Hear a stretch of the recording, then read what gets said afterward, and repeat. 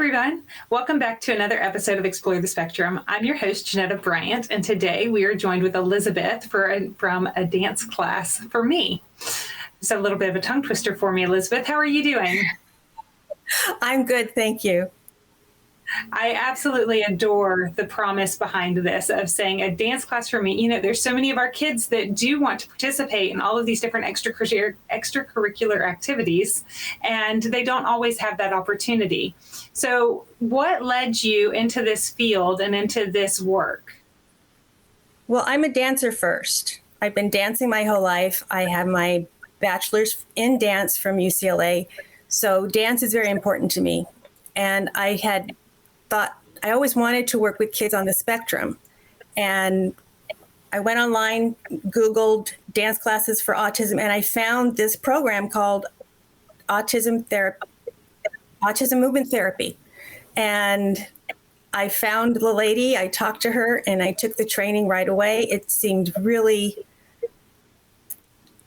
powerful to use dance to help kids come out of their shell and speak a little bit more often. And she choreographed it so that it stimulated the brain, and they're dancing the whole time. They don't really know that it's therapy. They're just having a great time. And it's an activity that they can participate in.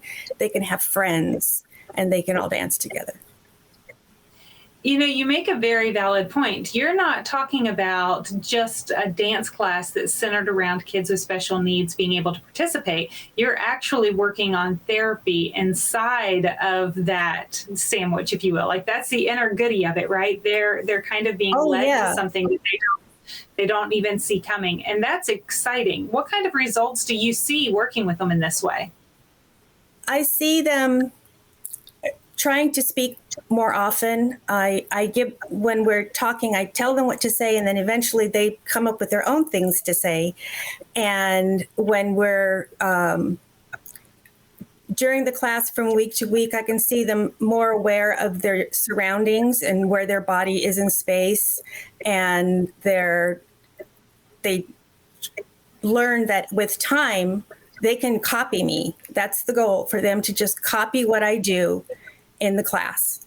And it's harder than most dance classes because they're not taught that way. If you took a class with me, you kind of be a little confused and a little overwhelmed, which is what happens to them, but they get used to it. And after the weeks, it's like they're telling me what comes next. You know, next we're going to do this dance. Next, don't forget, we're going to do this part, so that they don't miss anything. That's incredible. And their social skills have got to be improved along the way, too, because of the classmates that they're in and them all growing at the same time, or at least that's what I would imagine, is I kind of see this utopia of all these kids growing and developing together, which would hopefully lead to better social skills. All kids want to be together. Say again, I'm sorry. All kids want to be together. They want to be with other kids. We're very social beings, and the fact that so many of our families are isolated and our kids are isolated is terribly sad. And so this is a wonderful platform for that. What are some of the different tips that you might give to a family? Of course, we want anyone that's local to you to reach out to you directly, but if they're not local to you, what are some things that you might encourage them to do on their own? The program that I took has been taught to people from all over the country. So autism movement therapy in your area is something you might be able to find a class. There are also online lessons or videos that you can find out to specifically ask about the class.